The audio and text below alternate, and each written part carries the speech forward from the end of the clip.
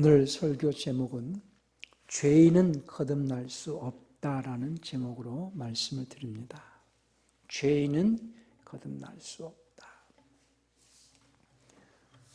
하나님은 우리의 아버지가 되십니다. 과거 사람들은 하나님을 아버지라 부르지 못했지만 예수님께서 십자가에서 죽으시고 부활하심으로써 온 인류의 죄를 사면하시고 난 이후에 그 사실을 믿는 자들에게는 하나님의 자녀가 되는 권세와 신분을 주셔서 하나님을 아버지라고 부르게 되었습니다.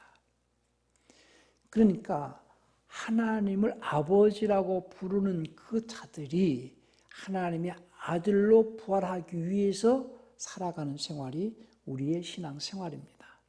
다시 말씀을 드립니다. 하나님을 아버지라고 부르는 자들이 하나님의 아들로 부활하기 위하여서 살아가는 생활이 신앙생활입니다. 그러니까 어떤 자들이 하나님을 아버지라 부르고 어떤 삶이 하나님의 아들의 삶을 살면서 하나님의 아들로 부활할 수 있는가? 그러한 내용을 잘 숙지하면서 살아가야지만이 우리가 천국에 들어갈 수 있는 하나님의 아들로서 부활할 수 있습니다. 그래서 많은 사람들이 오해하는 것 중에 하나가 죄인이 거듭난다라고 생각을 해요. 만약에 죄인이 거듭날 수 있다면 예수님이 오시지 않아도 됩니다. 죄인은 거듭날 수 없기 때문에 예수님께서 오셔서 우리를 죄에서 구원하시고 이제 죄에서 구원한 사실을 믿는 자들에게 하나님을 아버지라고 부를 수 있는 그런 그 신분, 또 의롭다 칭함을 허락하셔서 의인의 신분이 되어지고 난 다음에 하나님의 아들의 삶을 살게 하시려고 이제 우리에게 하나님의 말씀으로 이렇게 그 양육을 하십니다. 그래서 하나님의 말씀을 자꾸 들음으로써 뭐가 생기느냐? 믿음이 생기죠. 그래서 믿음으로 이제 우리가 하나님의 아들로 이제 그 말씀으로 거듭나는 삶을 살아가야 됩니다. 이 일을 위하여서 예수님께 오셨는데 보세요. 예수님도 자신이 하나님의 아들로 부활하시려고 육체를 입고 이 땅에 오셨어요. 다시 말해서 거듭남이라 하는 것은 인격이 과거에 우리는 하나님을 아버지라 부를 수 있는 인격이 아니었어요. 마귀에게 속하여 가지고 마귀의 속성과 마귀의 성품을 가지고 살아왔죠. 그래서 하나님이 아버지가 아니라 마귀의 자식. 그러니까 예수님께서도 바리새인들에게 너희는 거짓의 아비인 마귀에게 났으니 마귀를 아버지라고 부르는 자들, 마귀의 자식이다 이런 표현을 쓰고 계시거든요. 우리 요한복음 8장 한번 보실까요? 요한복음 8장 44절쯤 있나요? 너희는 너희 아비 마귀에게서 났으니 너희 아비의 욕심을 너희도 행하고자 하느니라. 저는 처음부터 살인한 자요 진리가 그 속에 없으므로 진리에 서지 못하고 거짓을 말할 때마다 제 것으로 말하느니 이는 저가 거짓말장이요 거짓의 아비가 되었음이니라. 그러니까 너희는 너희 아비 마귀에게서 났다는 거예요. 그러면 너희는 곧 바리새인들과 서기관들을 향해서 말씀하시지만 결국은 모든 인류를 대상으로 말씀하시는 거거든요. 모든 인류는 첫사람 아담의 불순종으로 아담이 하나님의 말씀을 듣고 순종을 했더라면 하나님의 자녀로서 살 수 있었을 텐데 마귀의 말을 들어서 마귀의 속에 속하여 가지고 마귀를 아비로 삼고 마귀의 자식이 됐다는 거예요. 하나님께서는 인간을 창조하실 때에 우리의 형상과 우리의 모양을 따라 사람을 만들자라고 말씀하시면서 사람을 만드시거든요. 그러니까 사람은 원래 겉모습은 하나님의 형상과 모양을 따라 지음을 받았지만은 이 인격이 마귀의 말에 순종함으로써 마귀의 속성을 가지고 살아가게 되어서 마귀가 아비 노릇하고 마귀의 자식 노릇하는 삶이 이제 죄인의 삶이죠.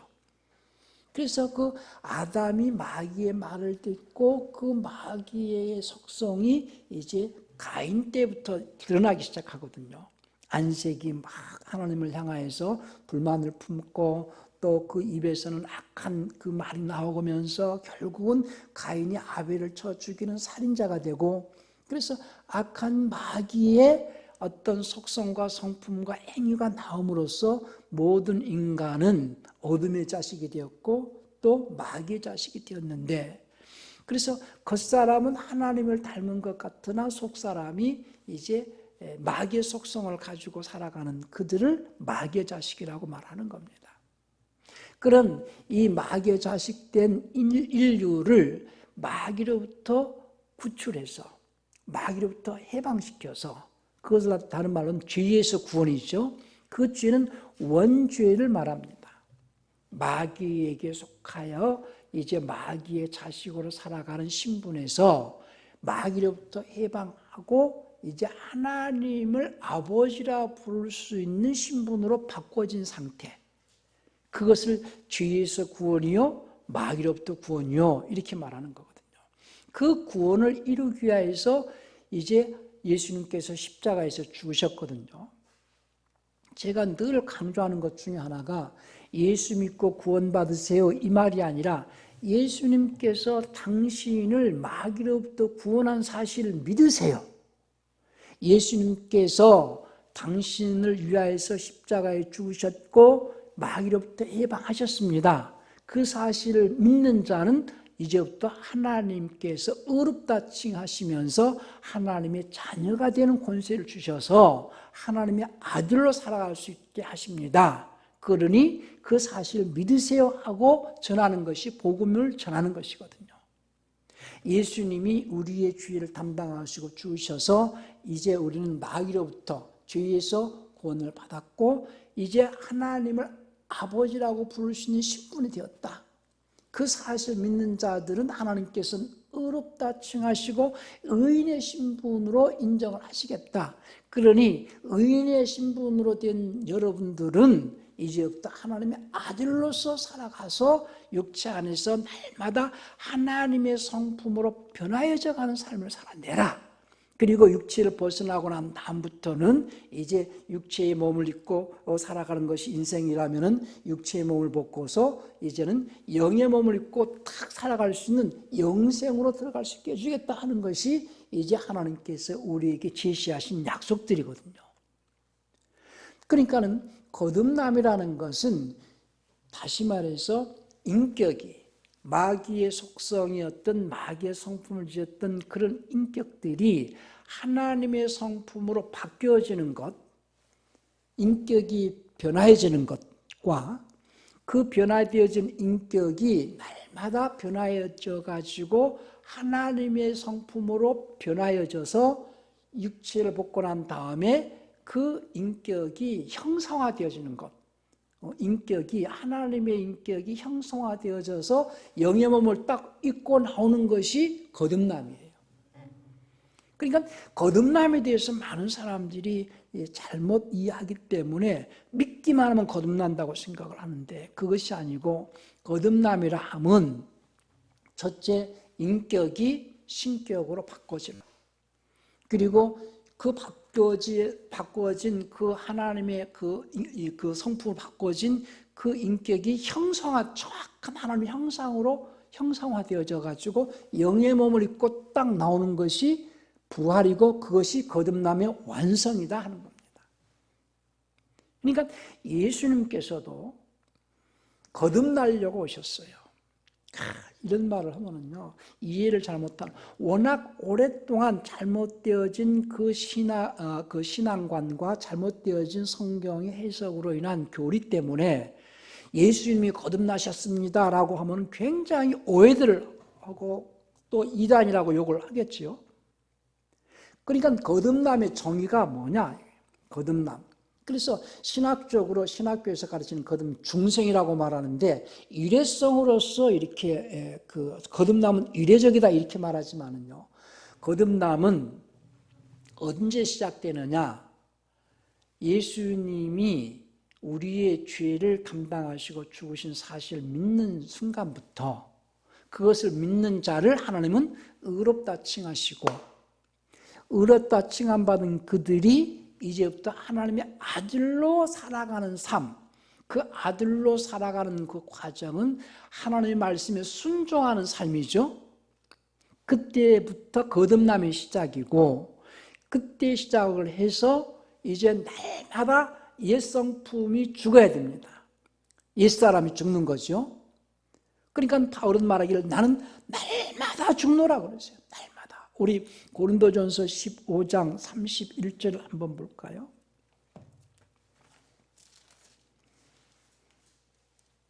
형제들아 내가 너희에게 전한 복음을 너희로 알게 하노니 고린도전서 15장 31절입니다. 31절만 보시겠습니다. 형제들아 내가 그리스도 예수 우리 주 안에서 가진 바 너에게 대한 나의 자랑을 두고 단언하노니 나는 날마다 죽노라. 그리스도인의 자랑거리는 뭐예요? 날마다 자기의 마귀 속성을 죽이는 거예요. 마귀 속성을 날마다 죽이고 그리고 날마다 옛사람은 죽고 날마다 그리스도 안에서 날마다 새롭게 변화해져 가는 겁니다. 새롭게 변화해져 가는 거.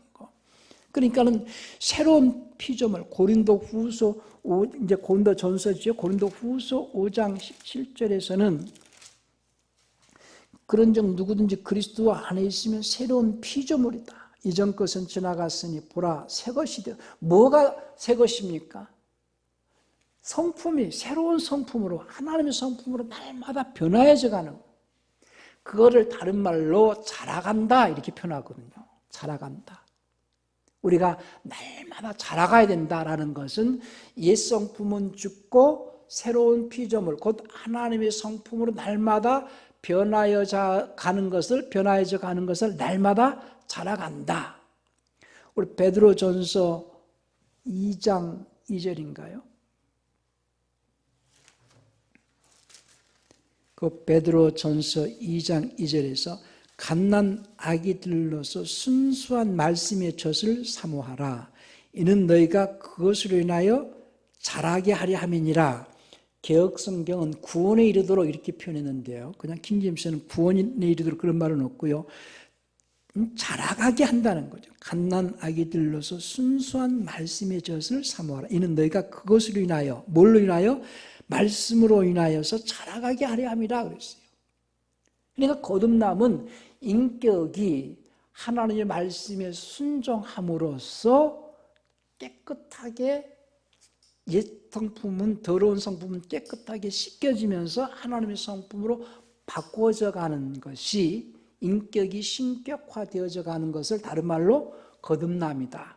그러니까 거듭남의 시작은 예수님이 나의 죄를 담당하신 구세해 주신 것을 믿고 그 다음에 말씀에 순종하겠다는 고백으로 침례를 받는 그때부터 순종하겠다고 고백하는 그때부터 거듭남의 시작입니다. 그러면서 날마다 변화해져 가는 거거든요. 그러니까 변화해져 갈 수 있는 거듭날 수 있는 것은 과거 사람 곧 마귀에게 속하였던 과거 사람, 죄의 사람은 절대 거듭날 수가 없는 거예요. 죄인이 거듭나는 게 아니에요. 예수님께서도 자신이 죄 없는 하나님의 아들로서 육체를 입고 이 땅에 오셨잖아요. 그런데 언제부터 본인이 하나님의 아들로서 공포가 되어지느냐? 요단강에서 요한에게 베프티즘을 받고 침례를 받고 올라오실 때에 저는 내 사랑하는 아들이요 내 기뻐하는 자니 이렇게 말씀하셨어요. 그러니까 예수님 자신도 언제 거듭남의 시작은 언제부터냐? 요한에게 침례를 받는 그때부터. 그러니까 베프티즘이라는 침례라는 것은요, 거듭남의 시작부터 거듭남의 시작이요, 거듭남의 부활로서 거듭남의 완성, 부활로서 거듭남의 완성입니다. 이 과정을 깨우치려고 구약의 그 이스라엘이 여정이 뭐냐면은, 이스라엘은 언제 침례를 받느냐? 홍해에서 바다를 건널 때 시작을 해서, 그리고 구름 아래서 광야 생활을 하지요. 그리고 어디를 건너니까 마지막에 요단을 건너요. 그러니까 이스라엘의 하나님의 백성의 신분으로서 그들이 거듭나는 과정이죠. 우리는 하나님의 아들의 신분으로서 거듭남의 과정이고, 이스라엘은 애굽에 속하여서 종노릇을 했을 때는 애굽의 상징은 마귀 상징이거든요. 애굽에 속하여 있던 자들이 하나님의 백성의 신분으로 거듭나는 과정이 홍해라는 바다를 건너고, 구름 아래서 하나님께서 이스라엘을 구름 기둥으로 불 기둥으로 이렇게 인도하시잖아요. 구름 아래에 있었고, 구름도 물이거든요. 홍해도 물이고 구름도 물이고 요단도 물이에요. 홍해를 건너서 구름 아래에서, 물 아래서, 말씀 아래서, 그러니까 홍해를 건너면서 말씀에 순종하겠다는 고백으로 시작을 해서 계속해서 순종의 삶을 사는 과정이 광야 생활이거든요. 광야에서 불순종하는 자들은 다 죽었죠.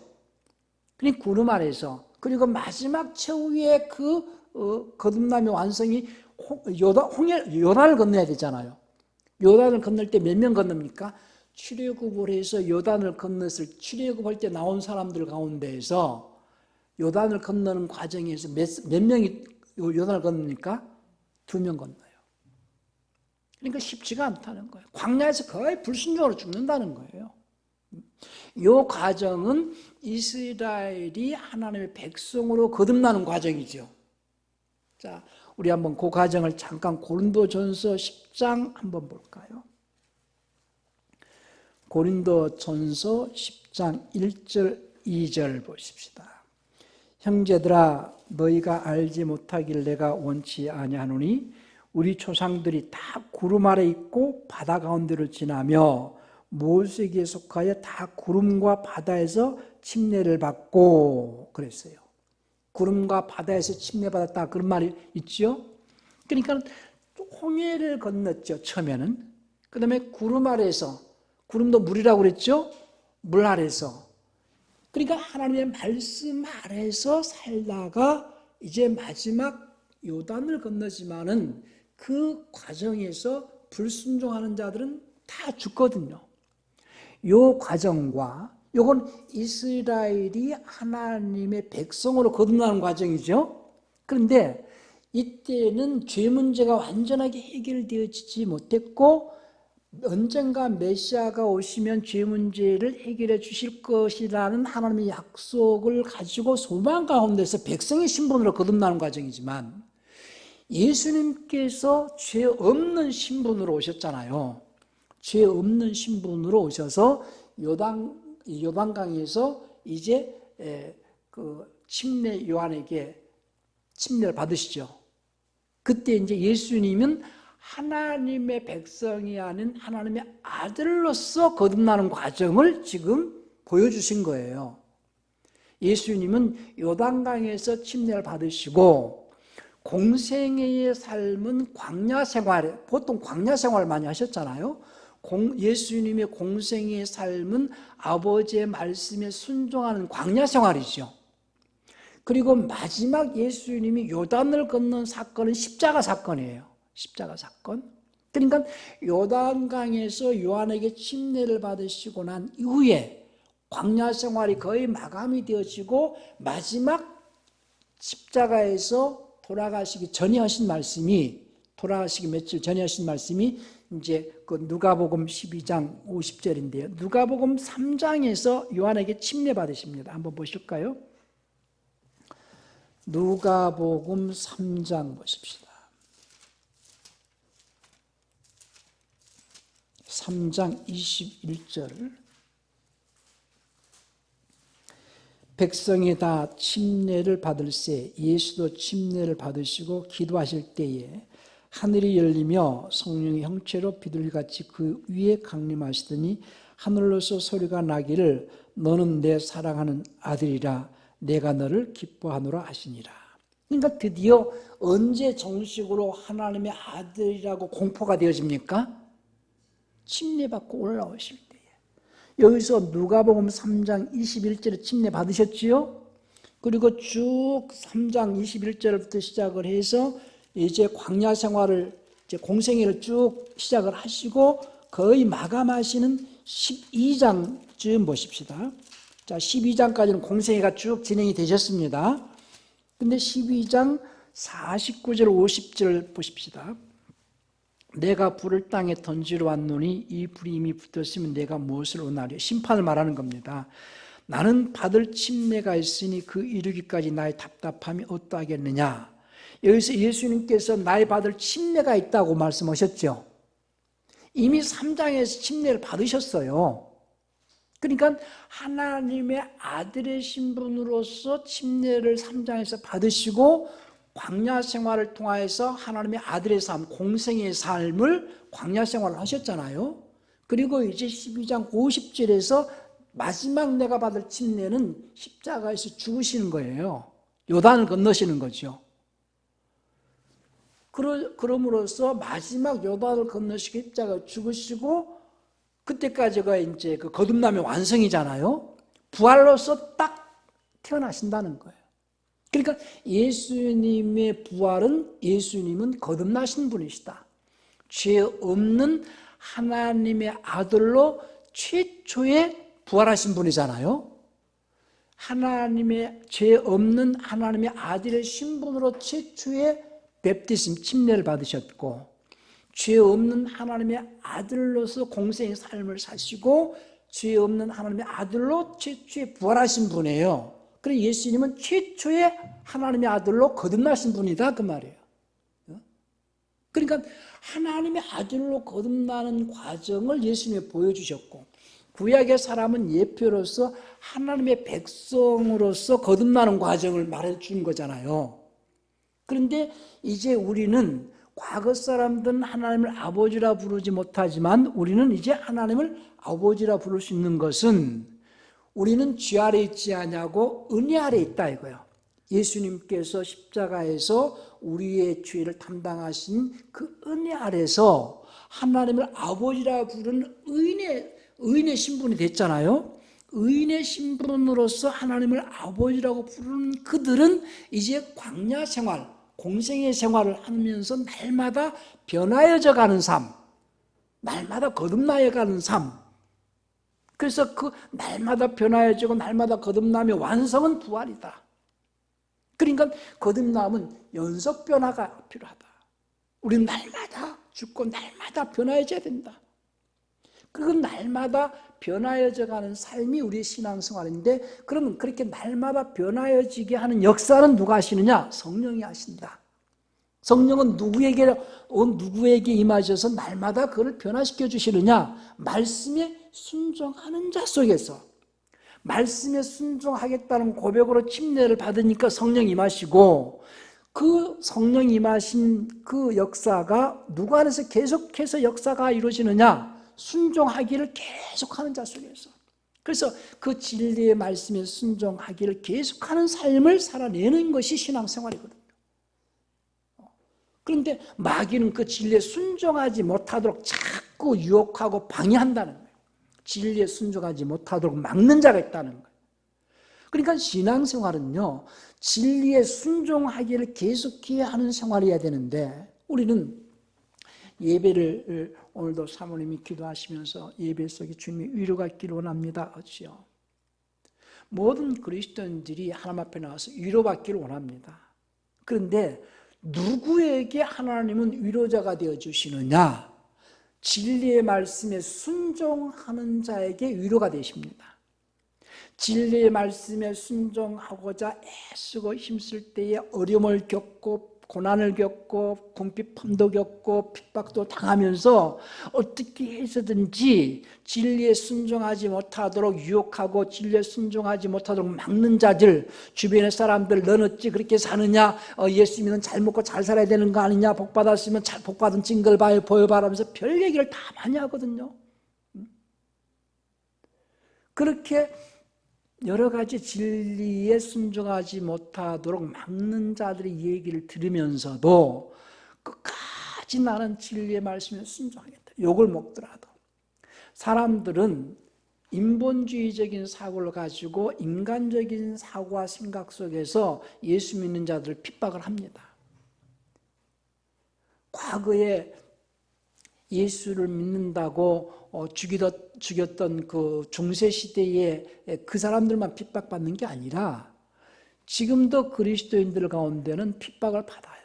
물론 잘못된 교리와 잘못된 신앙관과 잘못된 교회에 다니면서 욕을 하는 그런 데도 있어요. 그런데 우리는 이미 하나님의 사람으로서 하나님을 아버지라고 부르면서 예수님이 나를 위해서 죽으셨으니 이제 내가 사는 것은 살아도 예수를 살고 죽어도 예수를 위해서 죽노라. 오직 주님을 섬기면서 주님께 충성하면서 살아가고자 하는 우리의 신앙생활에, 진리에 순종하고자 하는 우리의 믿음 생활에서 믿지 않는 이웃이나 친구나 친척이나 형제들이 욕을 할 때도 많이 있어요. 그것은 다른 말로는 성경적으로 표현한다면 진리에 순종하지도록 막는 거거든요. 그러니까 그런 것들은 왜 그렇게 욕을 하느냐? 그러니까 인간의 철학은 인본주의 사고에서 나온 것들이거든요. 인간의 입장에서 인본주의 사고에서 나온 게 뭐라고요? 철학이에요. 그러니까 하나님의 말씀, 진리의 말씀과 가장 부딪히는 게 철학이에요. 그러니까 그 철학과 헛된 속임수에 미혹되지 않도록 하라. 누가 철학과 헛된 속임수로 미혹해서 너희를 진리에 순종하지 못하도록 막더냐, 거기에 넘어가지 말라는 거예요, 성경은. 한번 볼까요? 골로새서 2장 8절이죠. 누가 철학과 헛된 속임수로 너희를 노력할까 주의하라. 이것이 사람의 유전과 세상의 초등 학문을 쫓으며 그리스도를 쫓음이 아니니라 그랬어요. 그러니까 자, 갈라디아서 한번 볼까요? 갈라디아서 6장인가요?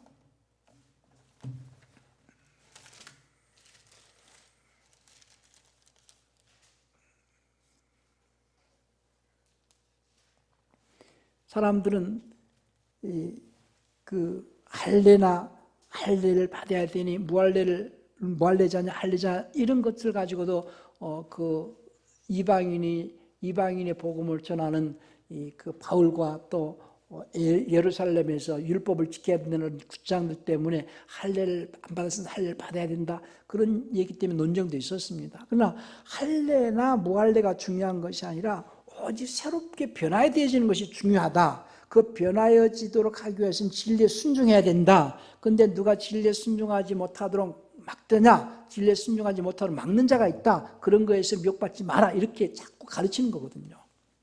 자,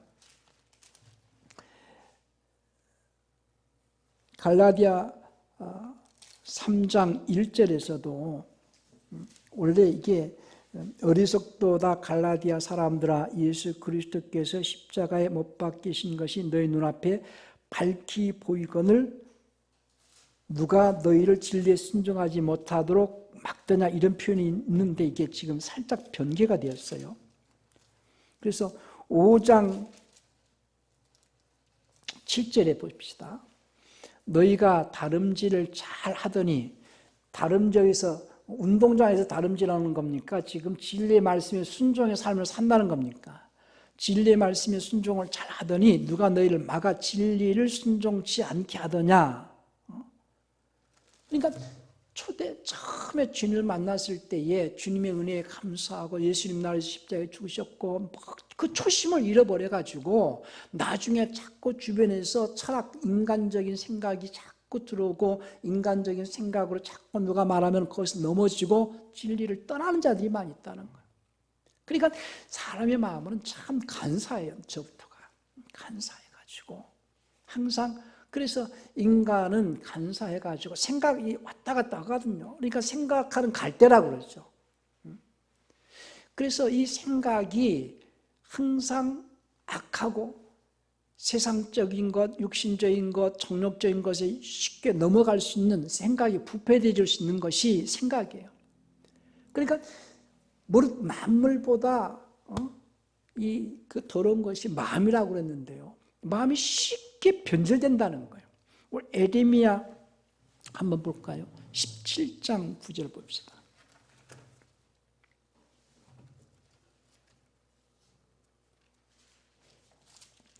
17장 9절에 만물보다 거짓되고 심히 부패한 것은 마음이다.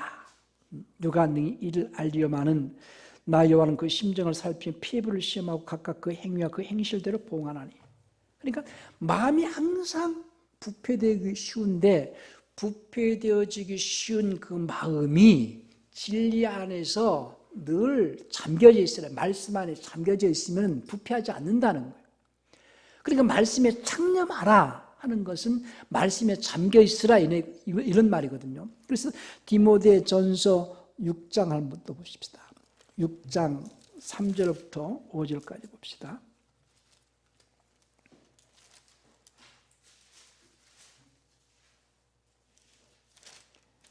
디모데전서 6장 3절 누구든지 다른 교훈을 하며 바른 말 곧 우리 주 예수 그리스도의 말씀과 경건에 관한 교훈에 창념치 아니하면, 그러니까 완전히 그분의 말씀에 완전히 지배받고 있지 않냐면은 저는 교만하여 아무것도 알지 못하고 변론과 언쟁을 좋아하는 자니 이로써 투기와 분쟁과 회방과 악한 생각이 나며 마음이 부패하여지고 진리를 잃어버려 경건을 이익의 진리로 생각하는 자들이 다툼이 일어난다는 거예요.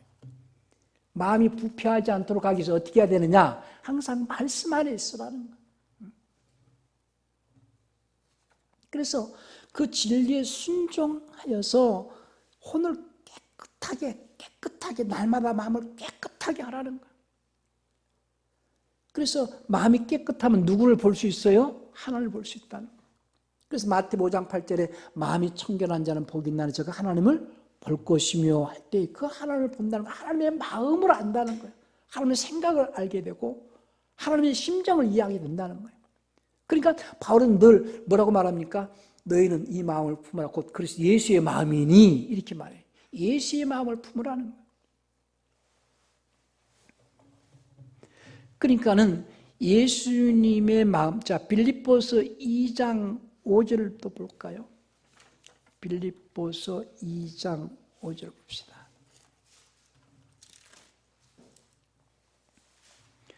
너희 안에 이 마음을 품으라 곧 그리스도 예수의 마음이니 그는 근본 하나님의 본체시나 하나님과 동등됨을 취할 것을 여기지 아니하시고 오히려 자기를 비워 종의 형체를 가져 사람들과 같이 되었고 사람의 모양으로 나타나셨으며 자기를 낮추시고 죽기까지 복종하시고 십자가에 죽으시므라. 그러니까 예수님도 원래 하나님과 함께 하실 때는 하나님이신 분이신데 자기를 비웠어요. 자기를 비우고 누구의 말씀에 순종하십니까? 하나님의 말씀에 순종하심으로써 그것이 이제 그 베프티즘을 받는 거죠. 예수님께서도 자기를 비우고 아버지 말씀에 순종함으로써 십자가에 죽기까지 하셔서 하나님의 아들로 부활하셨다. 이 과정. 지금 이러한 이론과 이러한 말씀을 전하는 자가 많지가 않습니다. 왜냐하면 진리의 지식에 순종하지 못하도록 하기 위하여서 각종 진리를 왜곡해서 각종 이론들과 왜곡된 이론들을 퍼뜨려서 예수 믿고 천국 가세요 이렇게 말하거나 아니면은 이미 예수를 믿는 자는 거듭났다 이렇게 가르치는 자나 죄인은 거듭나야 됩니다 이렇게 가르치냐 굉장히 혼돈스럽게 가르쳐 놨어요. 죄인이 거듭날 수 없다는 것을 말씀을 드립니다. 많은 그리스도인들 가운데는 죄인이 거듭나야 된다고 이렇게 알고 있는 자들 있어요. 물론 죄인이기 때문에 우리는 죄인이기 때문에 거듭나야 되는데 죄인의 신분으로 거듭날 수는 없다는 거예요. 죄인의 신분은 거듭날 수 없다. 예수님도 죄가 없는 하나님의 아들로 이 땅에 태어나신 것은 자신이 거듭날러 오셨다. 자기를 비웠다는 거예요.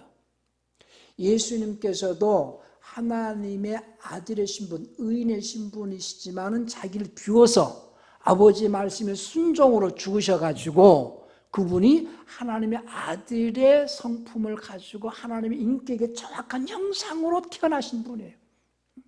그러니까 히브리서 1장 3절 한번 볼까요? 히브리서 1장 3절에서 이는 하나님의 영광의 강체시요 그 인격의 정확한 형상이시라 이렇게 표현됩니다. Express image of his person. 인격의 정확한 형상. 예수님께서 부활하신 그 부활은 그 인격, 하나님의 인격의 그 인격이 형상화됐다는 거예요. 부활은 하나님의 인격으로 하나님의 인격으로 변화받은 자가 그 인격이 형상화되어지는 것이 부활이다. 예수님께서 부활하신 것은 그 인격이 형상화되었고 이것을 거듭남의 완성이다. 예수님도 육체로 오신 것은 거듭나러 오셨다는 거예요.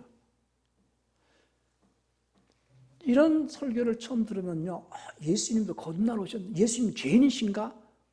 왜? 너무나 죄인이 거듭난다고 가르쳐놨기 때문에 잘못 오해를 하면은요, 예수님이 죄인이라고 했단다. 또 이렇게 또 얘기가 또 나올 수 있어요. 왜? 입력을 예수님이 죄인이 거듭난다라고 알고 있기 때문에 예수님이 거듭났다라고 말하면 예수님이 죄인이다. 이렇게 또 얘기할 거 아니겠어요? 그러니까 이러한 잘못된 모든 지식들이 뭐라고요? 잘못된 이러한 모든 지식들이 불법이다. 다시 말해 진리에 순종하지 못하도록 막는 이론들이다 그 말이에요. 진리에 순종할 수 있게끔 올바로 가르쳐야 되는데 진리에 순종하는 올바른 지식을 전하는 것이 아니라 그 올바른 지식이 아닌 거짓된 지식, 잘못된 지식을 통하여서 진리에 순종하지 못하도록 막으려고 마귀는 지금까지 역사하고 있다는 걸 아셔야 됩니다. 예수를 안 믿는 자들이 예수 믿는다고 막 핍박하는 경우도 있지만은요, 그런 시대는 없어요, 지금은. 그렇잖아요. 예수 안 믿는 자들 예수 믿는다고 막 핍박하고 죽이고 막 합니까? 그렇지 않아요. 예수를 믿는데 어떻게 믿어야 되는지, 예수를 믿는데 올바른 그 신앙관을 갖게끔 해야 되는데 잘못되어진 신앙관을 갖도록 해서 그것을 철학과 헛된 속임수다 이거예요. 철학과 헛된 속임수를 통하여 가지고 진리에 순종하지 못하도록 막고 그 진리의 길을 막음으로 인하여서 결국은 변화를 일으킬 수 없게끔 한다는 거예요. 그러니까 교회가 변화가 일어나지 않으니까 사회에서 욕을 먹잖아요. 지금 교회가, 한국 교회는요, 양적으로는 굉장한 성장이 있었지만 질적 성장이 없기 때문에 욕을 먹는 거거든요. 왜냐? 거듭남에 대한 오해 때문에. 거듭남이 뭔지를 모르기 때문에, 구원이 뭔지 모르기 때문에. 이미 구원을 받았다라고 말한다면 오늘 베드로전서 1장 5절에서 뭐라고 말합니까? 다시 본문으로 돌아갑니다.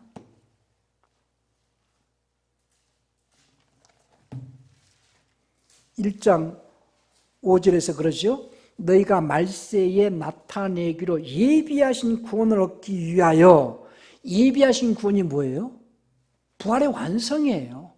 지금 계속해서 혼의 구원을 갖다가 9절에 말을 했고요. 그리고 거듭남 얘기를 하면서 얘기를 한 거거든요. 1장 3절에서 찬송하리로다 우리 주 예수 그리스도 아버지 하나님 그 많으신 공률들이 예수 그리스도의 죽은 자 가운데서 부활하심으로 말미암아 우리를 거듭나게 하사, 그분도 거듭나셨기 때문에 우리에게도 거듭나는 길을 제시하셨거든요. 부활하심으로 말미암아 우리를 거듭나게 하사 산소망 있게 하시며 썩지 않고 더럽지 않고 쇠하지 않는 기업을 있게 하시고 너희를 위하여 하늘에 간직하신 것이라 너희가 말세에 나타나는 예비하신 구원. 그러니까 이 성경을 이해하는 게 쉽지가 않습니다. 예수님도 거듭나신 분이다. 거듭남은 누구만이 거듭날 수 있냐? 죄 없는 신분이어야만이 거듭날 수 있다. 죄인이 거듭날 수 있다면 예수님이 십자가에 죽을 이유가 없어요. 우리를 거듭나게 하시려고 우리의 죄를 담당하시고 의인의 신분이 되었으니 그때부터 의인의 신분이 된 자는 뭐 해야 됩니까? 이제부터 거듭나라는 거예요. 날마다 거듭나라는 거예요. 날마다 죽고 날마다 예수 안에 새로운 피조물로서 자라가라는 거예요. 그래서 거듭남의 완성은 무엇이다? 부활이다. 그 과정을 구약에서는 홍해를 건너고 구름 아래 광야 생활을 통하여서 요단을 건너는 과정을 이렇게 보여주셨는데 그것이 곧 예수님의 공생이에요.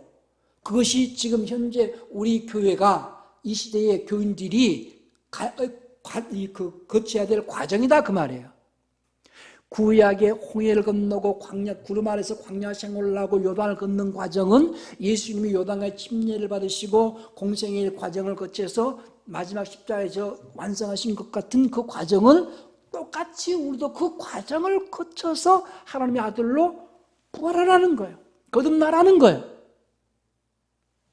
그런데 마귀는 그 과정을 걷지 못하도록 진리에 순종하지 못하도록 허철학과 헛된 속임수로 막으면서 인본주의 사고와 사상을 가지고서 우리를 자꾸 유혹하니 거기에서 너희가 깨어있으라는 겁니다. 진리에 순종함으로 자기 자신이 거듭남의 과정을 살아내는 생활이 되셔야 됩니다. 내가 하나님의 아들이라는 의인이라는 걸 뭘로 입증합니까? 내가 예수님께서 내 죄를 담당하신 걸 믿고 내가 이제부터 하나님의 아들이 되었다. 당신이 하나님의 아들이 말로만 하나님의 아들이냐? 당신이 하나님의 아들인 걸 뭘로 입증하는 거예요? 진리의 순종함으로 입증하는 거거든요. 내가 하나님의 아들이라는 걸 뭘로 입증한다고요? 진리의 하나님의 말씀에 순종하는 것을 입증하는 거예요. 그것이 거듭남의 삶이라는 거예요. 나 자신이 거듭난 하나님의 아들인 것을 진리의 순종을 입증하는 삶이 거듭나는 삶이다. 죄인이라는 것, 자기가 죄인의 신분이 아니라 의인의 신분이요 하나님의 아들의 신분이라는 것을 진리의 순종함으로 입증하시고 그것을 곧 거듭남의 삶이라는 것을 아시고 거듭남의 삶을 통하여서 천국을 향해 가는 그러한 그리스도인들이 되시기를 예수 이름으로 축원합니다. 할렐루야. 진실로 죄인은 거듭날 수 없다는 것, 의인만이 거듭날 수 있다는 것을 말씀을 드립니다. 진리에 순종하지 못하도록 막는 철학과 헛된 속임수에 넘어가는 자들이 없도록 늘 깨어서 진리에 순종하는 삶을 살아내시기를 예수 이름으로 축원합니다.